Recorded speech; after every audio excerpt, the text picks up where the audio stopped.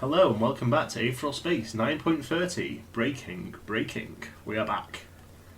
Ruth, we need to cook. That's a bad Walter voice. Who would Honestly, be like when I'm... Saul? Who would be Saul? No, hold on, wait. Because Saul's a side character that got a spin-off, so who's like the side character that's the most based in Aetheral Space? We need to think about this. Bruno? No, Bruno's not a side character, he's the main squad. Okay. He's had too much plot to be Saul. Someone who's had a cool backstory hinted. I think John Pierrot would be like the Saul of this universe. Like following his adventures before and after the Prince. Star Trek show. Yeah, exactly. Yeah, and how he like became the captain and all that. I could see it. Could you not? I could see it. I could see it. Who would be his Kim Wexler, though, is the question. Who can say? Kim Wexler is actually the best part of that show, but I got really sad because I realized she never appeared in Breaking Bad, so something clearly is going to happen. No comment. Alright. Anyway, we're not here to talk about the Breaking Bad universe. We're here to talk about Aetheral Space universe, okay? Okay. Alright. Warm Cat, your expertise is required once again. Black Dog appears to have gotten himself into a scrape. Please head to the veterinarian we discussed immediately and collect him. Depending on his current status and behavior, it may be necessary... This is like the worst code of all time. It may be necessary to have him put down.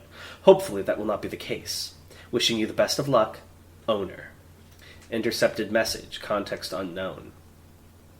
Jean Lyons watched the carnage at his base calmly through his script, in the same way as a new father would watch videos of his child while on the job.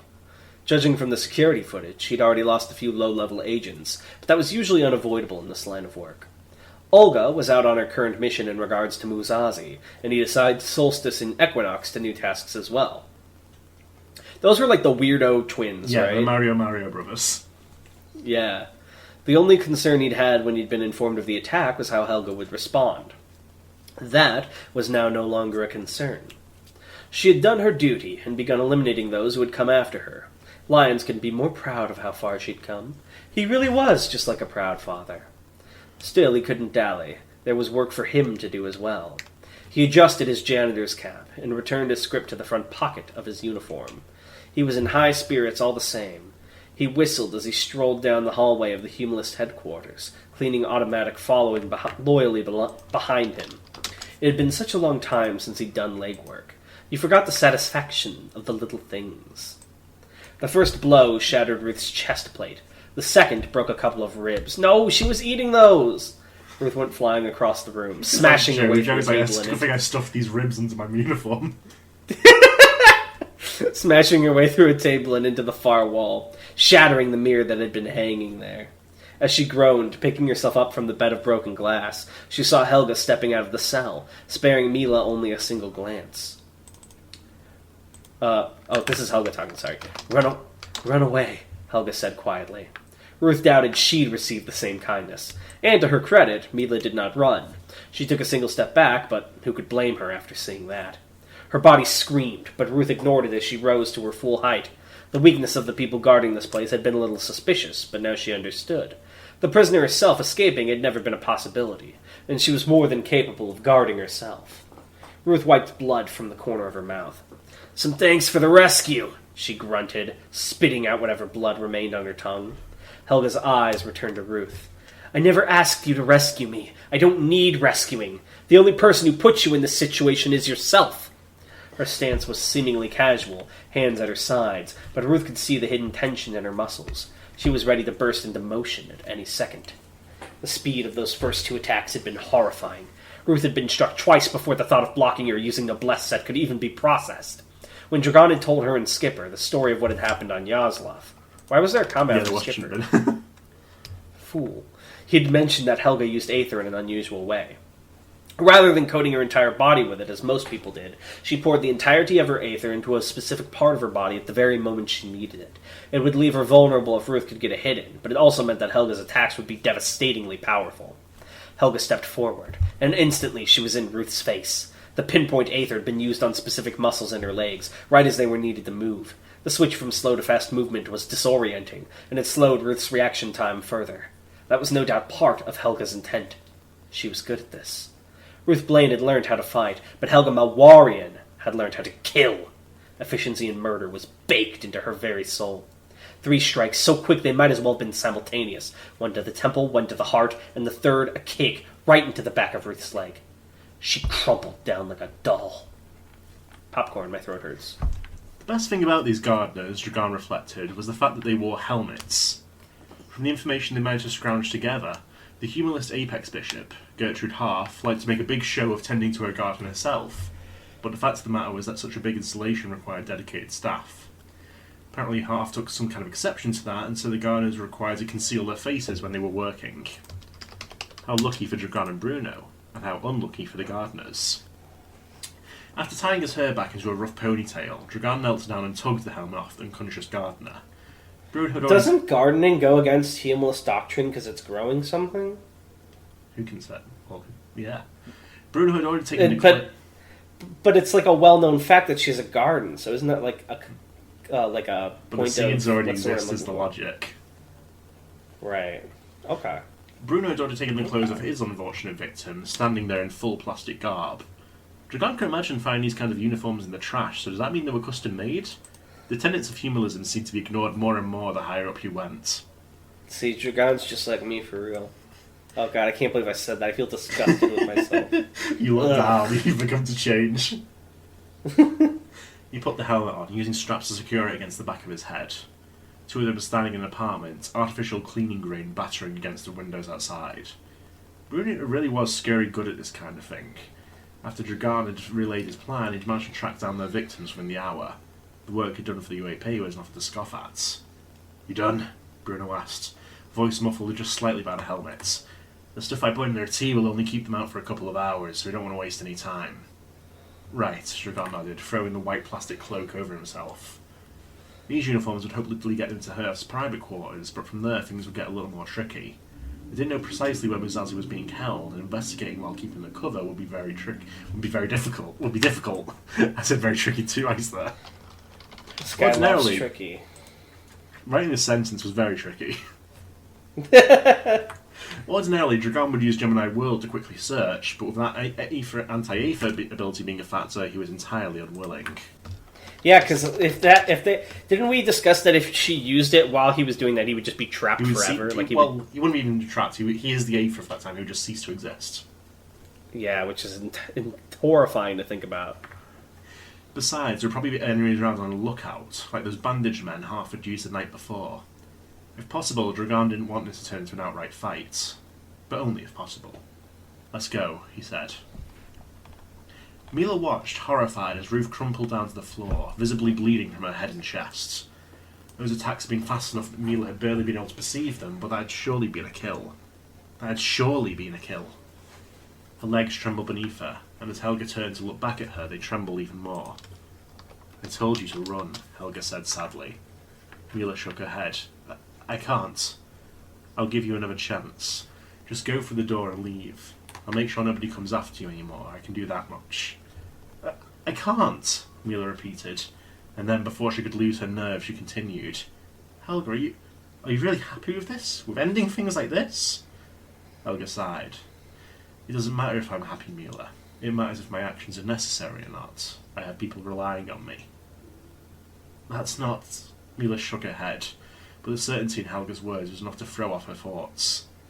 "I'm guessing you guys came here to try to rescue me, right?" Helga asked, taking a dangerous step forwards. "That's just arrogance, Mila. That's deciding you're above someone else, that'll drop everything and accept they're a victim while you show the light saint that you are." I never said that you're a victim, I just want to help you." "You're not happy, Helga.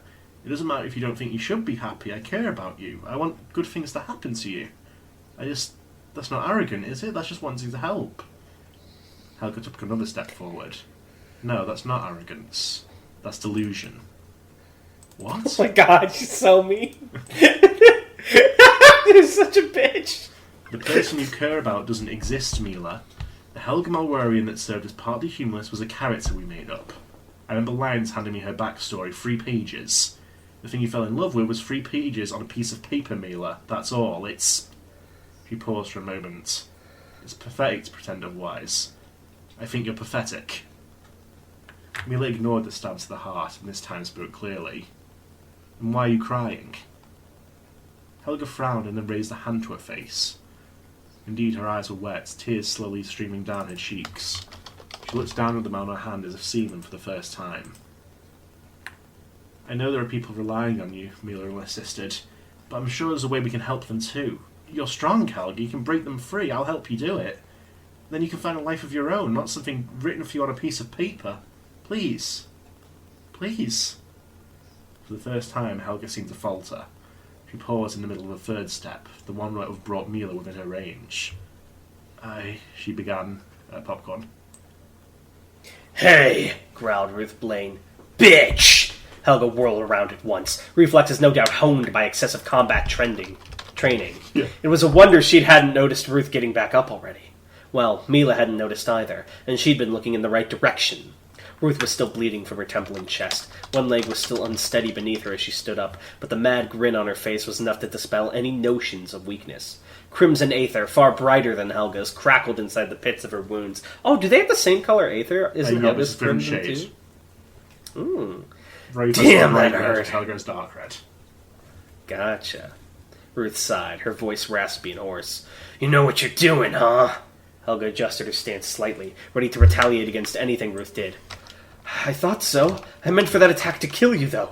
How are you still alive? How? Ruth forcefully jabbed a finger into the wound on her temple, the grin on her face widening. Blood seeped through the gaps between her teeth. I used my super billion IQ, of course, my good fucker.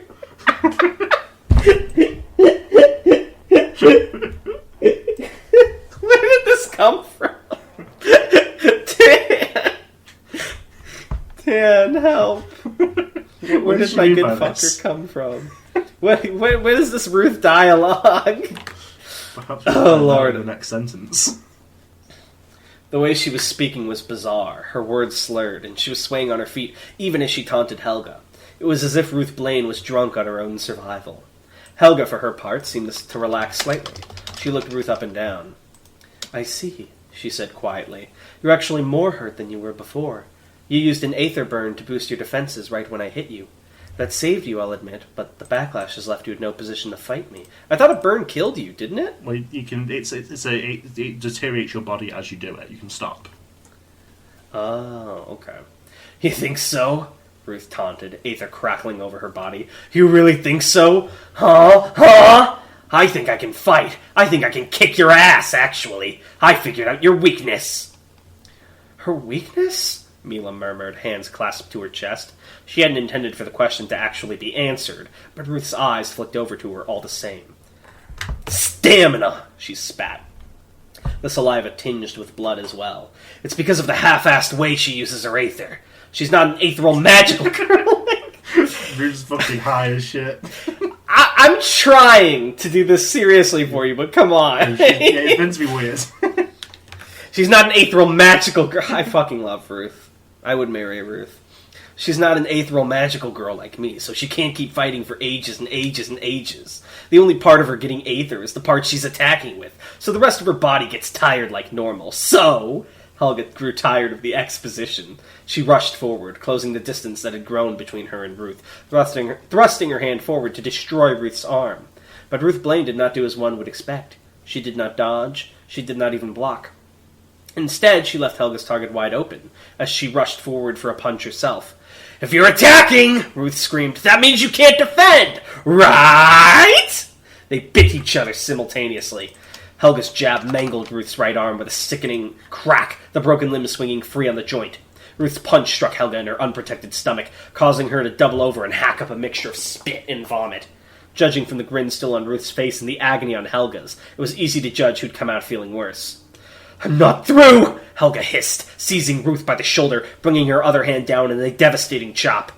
Me neither. This is like Ruth's fucking Billy Butcher moment right here. I'm imagining that face on her face. Me neither, Ruth breathed, and again she made no move to dodge or block the incoming attack. Instead, she raised her good arm. There was a flash of crimson light, and by the time it cleared, some kind of antique musket had appeared in her hand. Revolutionaire set, she whispered. In the second before Helga's attack made contact, Ruth pointed her new weapon right at the broken mirror on the other side of the room. She pulled the trigger and light burst forth from the barrel. Everything seemed to move in slow motion, time dragging between one breath and the next, between imminent defeat and absolute victory. This was the moment Ruth could fly. She watched the light from the musket fly across the room, so slow to her eyes, her heart dancing in her chest. Limits were such beautiful things. Bullshit Best things. to kill them while you had the chance. Oh, sorry. Limits were such bullshit things. Best to kill them while you had the chance. Ruth had learned that long ago, but only now did she understand it. She was not in her right mind. She knew that distantly, but all the same she felt a wave of confidence like nothing she'd experienced before. Her body was ravaged, her mind was delirious, and yet she felt like her success was predetermined. The world through a haze seemed so much more clear than it had before. The streak of light struck the shard of glass, shone there for but a moment, and was reflected back towards Ruth. The revolutionaire set boosted the aether of whoever was shot by the musket. There was absolutely no rule saying that the person shot by the musket couldn't be Ruth herself. Power surged through her. But wait, I thought it boosted them by giving them Ruth's aether, so isn't she just giving herself back her No, own what it aether? does basically, it sort of prompts an aether burn, but the damage of the aether burn is taken by the armor rather than the person. Really? Yeah. So she's like double aether burning? Well, she did an aether burn for like a second to defend against the attack. Now she's... Right, but if this one burns the armor, can she also do a second aether burn and go She like could, turbo yeah. mode? I'm literally imagining just the Billy Butcher face this whole time. This reminded me why I love Max Ruth and why playthrough? she's best girl. Yes, I adore her. Okay. So, fun fact. Don't tell me to ask a question. Come up with something. Okay, Use got a your topic writer's at least? mind. Anything? Use your writer's mind. Okay. So, there is an Aetheral magical girl in this setting. I'll say that now. Oh. There's a magical, like a literal one, or like there's Or a an show aether based on a user magical girl who uses an aether aether. user who has a magical girl sort of motif. Does she have merchandising in an anime? She has tried to get these things set up, but no one's biting. I would bite. I would. Tell me her name. Alice. She has Alice with a star in between the two names. What's her transformation look like? Like, what's her costume? It's kind of like a pirate sort of get up, but with like a ball gown as well. Really? And she has a bow. That's cool. I want to see that. Oh my god, I want to see this drawn now. I hope someone does that at some point, or even better, you do it in the MS Paint. That'd be stellar. All right, well there you have it, guys. Alice the Magical Girl is real, Alice. and she has some competition now with Ruth Blaine. Yeah. Do you think that'll be the next Magical person to go after Ruth. Ruth? She's like, "Hey, you bit my bit." All right, She's well, paid royalties. Yeah. Thank you guys for watching. You know what? That's a cool idea for like a... Because we elaborate on like those aether creatures back in part 5, right? Yeah, the guardian entities. Like an aetheral construct that can grant you powers, like by forming contracts with it. That would be an aether ability. Actually, that's Very more of a net interesting. ability. I don't That's know. kind Maybe. of that's kind of what Lily did. Now that you mentioned it, it is, isn't it? And that's why she's OP now. Yeah, broken. All right. Well, thank you guys for watching, and we will see you next time on Madoka Aetheral Space. Bye. Bye.